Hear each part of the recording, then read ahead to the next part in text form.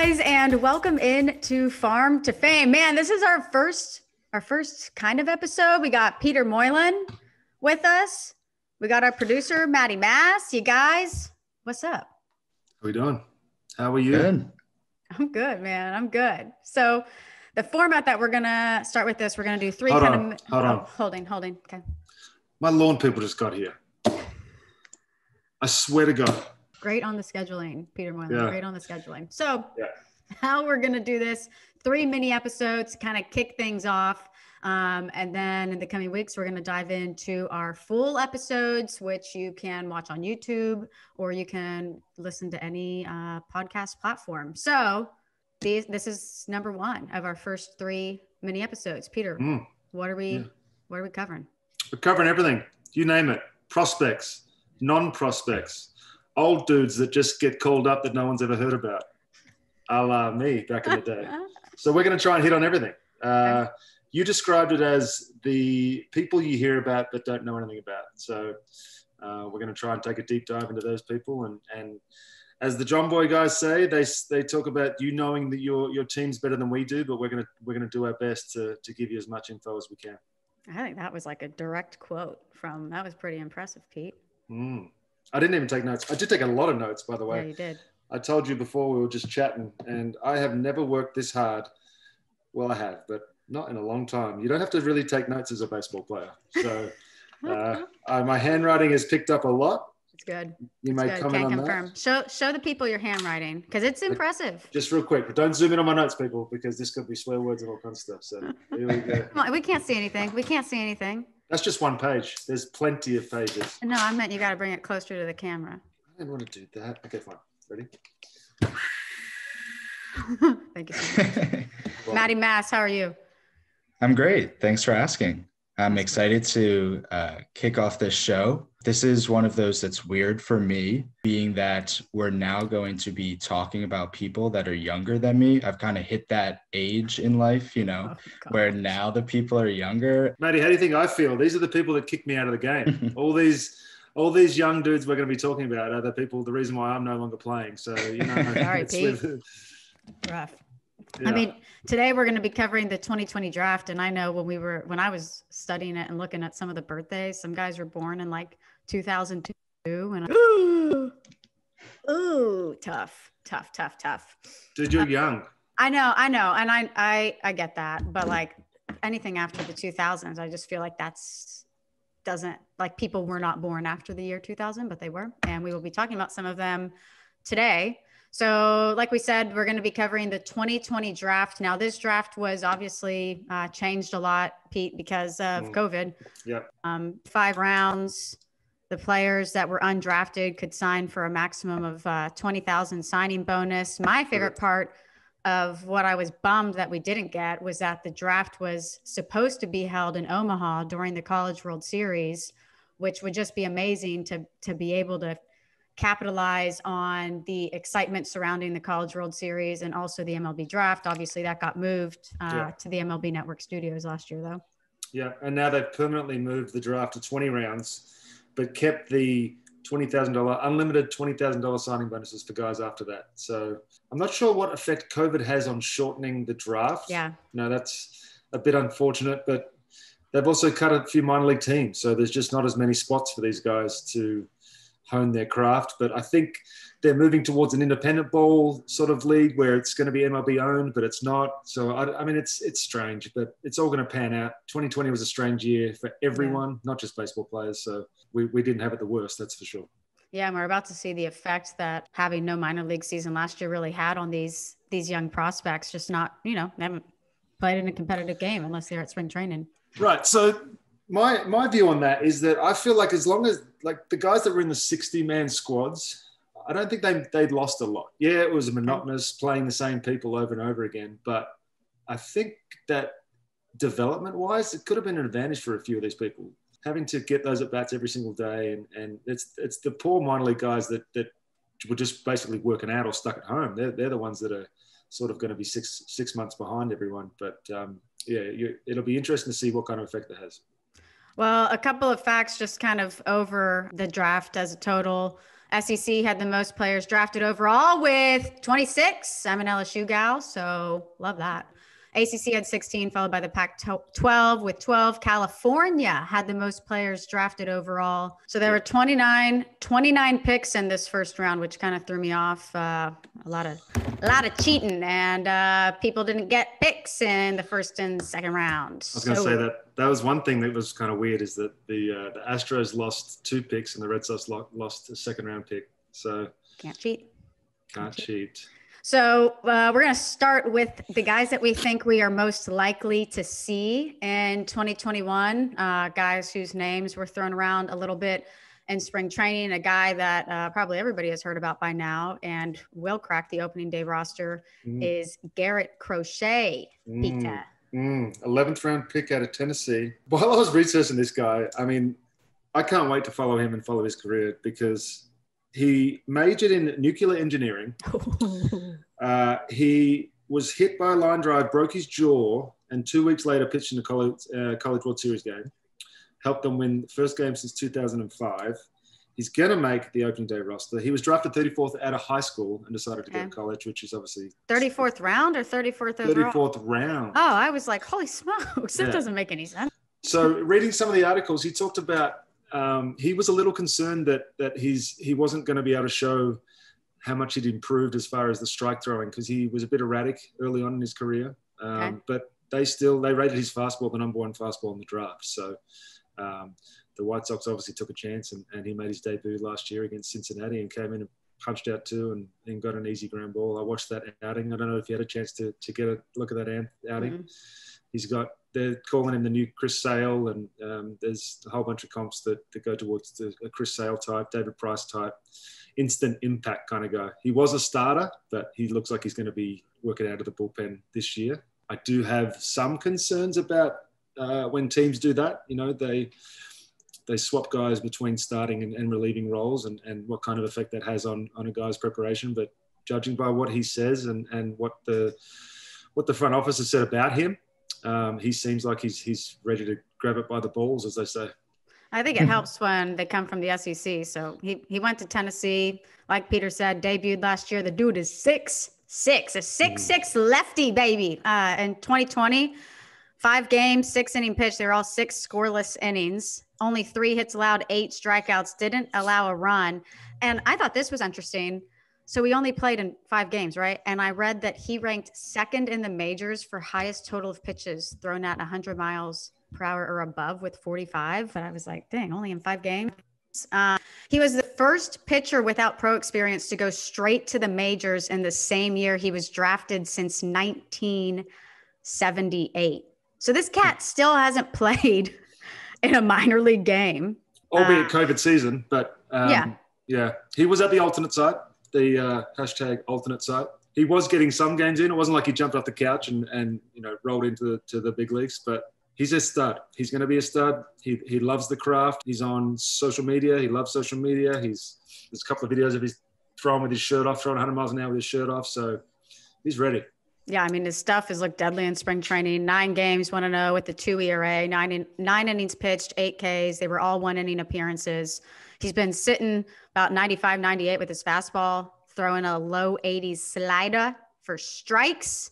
And they say this spring he's improved his ability to locate. So when just to do my little history a little bit, I was a pitching coach / player in 2015 when I came back to the Braves for my second stint.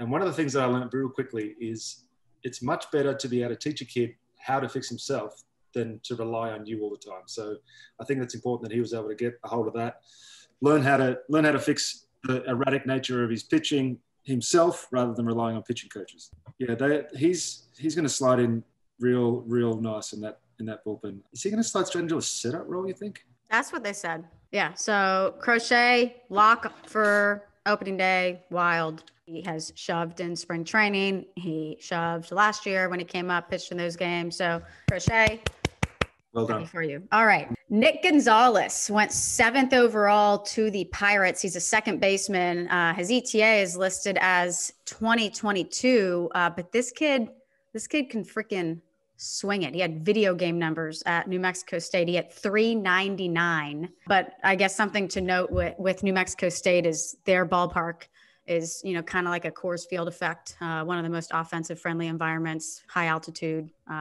plays in a weaker conference. But with that being said, he went to Cape Cod and hit 351. We've read the same notes. We have read the exact same notes. Yeah. Love that. They were concerned about him being in the hitter-friendly ballpark, but yeah, I watched this guy too. He's got quick hands. He's drawing Andrew McCutcheon comps, which is not a bad little comp to have. But in 2020, he hit 448 with 12 home runs in 16 games. Yeah. Holy 16 smokes. games. Yeah. Straight onto the Mansplain hot list, by the way, I would think. Yeah, I don't know if you've seen. I haven't checked out the list, but I saw ad that they just made some T-shirts that are actually pretty cool for the Hawkeye list. But in spring training, Peter, he was slow, and then he picked up in 13 spring training at bats. He's hitting 231. So we hear it. It's fine. Everything's fine, Peter. Look at him go. Look at him go. So for a guy like this who was just drafted last year, what do you want them to hit? Is 231? Like, are you pleased with that? With the guy who's known for his bat? I don't think you're concerned. Coming from college, it's going to be an adjustment for him. But these guys are going from tin to wood bats too. That's a little bit of adjustment. And I know that they've back when I was hitting with a tin bat, they were like, and it's called a -5. That's 5 ounces less than the length of the bat. So a 34-29 would have been the bat that I used. Now they've kind of got them more even, so that they're based more like a wooden bat. So the adjustment period isn't that hard. But yeah, I see this kid 2022 and the whole Pirates roster. They've got some studs that are coming, some young studs that are coming. So I look forward to seeing what they could do in the next couple of years. Yeah, he's definitely known for his bat. Drafted as a shortstop, played second almost the whole time at Instructs and since. So everybody kind of thinks that's his long-term home. So Nick Gonzales, video game offensive numbers. Next we have Reid Detmers. He was drafted 10th overall by the Angels out of Louisville. His ETA is 2022. But the reason I have him on this list, he's a left-handed pitcher, was because the Angels had some injuries to their bullpen. So Joe Madden had come out and said a few weeks ago that they were considering him or Chris Rodriguez in a bullpen role, but they said Rodriguez's stuff probably played better out of the bullpen, so they were leaning more towards him. But the fact that Detmers' name was even mentioned is, a pretty big deal and leads me to believe that if he can fly through these minor leagues, that we could see him pretty soon. He took full advantage of the alternate site, developed a slider, and he said it's now become his favorite pitch. So, I mean, you go from being a 3-pitch guy to a 4-pitch guy, and Joe Madden's talking about how much poise you have, how you carry yourself. That's the sort of thing you want to hear from your manager when you're trying to make an impression. Yeah, they said his pitch mix, his ability to locate, big reason why they think he's close to the majors. Like you said, Madden saying he looks like he already belongs there. Right now, they're trying to build up his arm strength for more frequent outings because in college, where he went to Louisville, you're only starting once a week. So they're trying to find that new routine. But in alternate camp last year, he struck out 47 dudes in 30 innings. He looks young, too. Have you seen? I looked at he looks like he's 15. Yeah, Detmers was considered the most major league ready starter in last year's draft. Polished lefty, pounds the strike zone. Anything else on him that we want to hit on? You got it. You've hit it all. All right, sweet. Yeah. Next, we have Cade Cavalli, right-handed pitcher out of OU. ETA is 2022. Showed two-way abilities during his time at Oklahoma, actually, but he's expected to just focus on pitching. The thing that I think is something to note about him, Pete, you probably read this, is he is part of what the Washington front office is referring to as the Big Three. Yeah. So it's Jackson Rutledge, Cole Henry, and Cade. They're all right-handed pitchers who are 6'4" or taller, feature plus to plus fastballs, all first or second rounders in the last 2 drafts. So I feel like that makes him fairly noticeable. And I guess last year there was some speculation that he could have finished in the big league bullpen had the Nats stayed in the playoff race, which didn't. But yeah, Pete, what you got on him? He likes to cut hair. little bit of a I saw Zohan. that. Did you see that? Instagram apparently for that. He has his own Instagram account where he likes to cut hair. Big kid, power guy, power stuff, power slider, power curveball. He's just coming at you with everything he's got. He is an impressive size human. So yeah, I'd look for him to, depending on what the Nationals do this year, I wouldn't be surprised if we see him this year. I have here, he sat comfortably in the mid 90s, topped out at 99 with his fastball in his first pro exposure. Has an 82 to 85 mile per hour curveball, a plus pitch that he throws with power and depth. Has developed an upper 80s slider and cutter that has a similar out pitch potential. So missed a lot of time. It says here that he didn't pitch until sophomore year, missed most of his senior year with a bad bat, but he's been able to get through that as well. Well, what I have here is that he had a 4.09 ERA over 101 college innings. So what do you think it was about him what stands out the most about him that would cause him to go 22nd overall? There is pitchability, potential, and then there's obviously guys that are obviously polished. Like someone like a Jack Leiter, who we'll talk about later.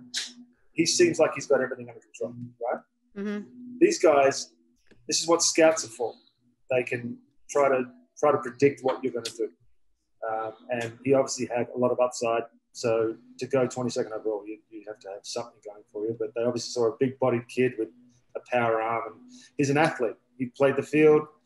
Most guys, former shortstop, most guys that played the field are better athletes, able to field their position, do the little things, make adjustments quickly, that sort of stuff. So those we think are going to be the guys that obviously they were drafted just last year. Those are the guys that we either will see this year or that we think are the closest to the big leagues. A guy that I want to talk about that isn't as close, but like, holy smokes, you talk about the potential of being a superstar, in my opinion, is Pete Crow-Armstrong, who was drafted 19th overall by the Mets out of Harvard Westlake High School. If that school sounds familiar to you, it's because it's the same school as Lucas Giolito, Max Fried, Jack Flaherty. They're just churning it out over there. His mom, Peter, you know about his parents? I don't know anything. I thought you were mentioning me when you said Pete. I thought his name was Crow-Armstrong. So no. That's how good we're going here. No, we're talking about the better Pete. Pete number one. His dad's not Neil Armstrong, is he? Nope. He is the son of two actors, and his mom played the mother in Little Big League.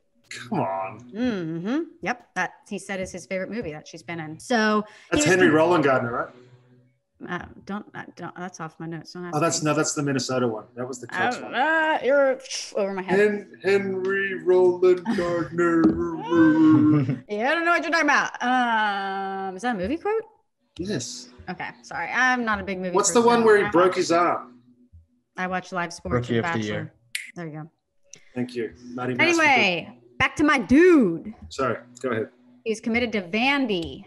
Like we said, went to that power high school. He's a left-handed hitter. He's more hit than power. He's well known for his glove in center, and he was considered one of, if not the best outfield defenders in this class. His baseball IQ is really high. They love that. Jared Banner, the Mets executive player of development, said that he's showing premium defense and that you could put him in center field in a big league game today, and he would be one of the best. Really?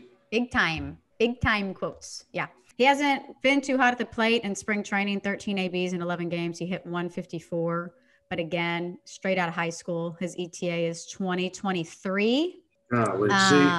This is the craziest thing, man. This is the thing that I've had to make an adjustment with. Is you see these 17, 18, 19-year-old kids that are playing big league spring training games now. You never would have seen that in the past. The whole wait till you've proven yourself in the minor leagues thing is just gone, and I think it's great. I'm here for it. Yeah. So that's Pete Crow-Armstrong. Won't be up this year, maybe not next year, but comes from that insane high school that's produced some top-tier talent. All three of those guys opening day starters this year. Isn't that crazy? Yeah. So, and one more thing about him is they're saying that he is the fastest prospect in the Mets system. So the boy can run, great defense. They really like him over there. His first hit in spring training was a triple. That's wild. The other guy I want to talk about is Tyler Soderstrom, 26 overall to the A's. He's a catcher, ETA 2024 out of high school. Oh, this is why I wanted to hit on Tyler. 10 spring training games this year, Peter. He had 10 at bats. He's hitting 400, 3 doubles, 4 games catching, 5 games at DH. He had no errors catching, no pass balls. Caught one guy stealing. So that'll make an impression. Yeah, and they're saying at this point it's just a matter of how quickly his defense matures to decide how quickly he's going to progress through the A's system because his bat's there. I think being a catcher in the American League is a little better because you can have those days off where you can DH a few times. But as a National League catcher, watching Brian McCann go out there every single day and just get crushed by foul balls, it's just, I mean, you choose what position you want to play, but I would never choose catcher. Love McCann. 2 other random names. I won't go into detail. Austin Wells, 28th overall to the Yankees, ETA 2023. He's a catcher. Did really well in spring training, hit 286. Started on Sunday DH. That video was all over social media. Smoked a liner up the middle. And the only thing I want to mention about Bobby Miller is elite strikeout strut off the mound. Loved it. Yeah. Okay. You don't like that? Oh, no. Okay. I look. I've watched too many guys bat flip, so I feel like it's our time. But I mean, it's kind of like when a guy makes it a defensive play and you're down 38-6, and he stands over and does the dance. I think there's certain times where you should be able to strut, and there's times where you should just maybe calm down a little bit. Ooh, conversation for another day. I'm fired up for that. Okay, so that is all for our 2020 draft. I think we went a little over our 15 minutes, so that was a bonus for you guys. We got 2 more mini episodes dropping before our full pod releases this week. Peter, great job. Matty Mass, great job. We done did it. First episode in the books. Job. Thank you so much. Thank you guys for listening. We have more coming your way soon.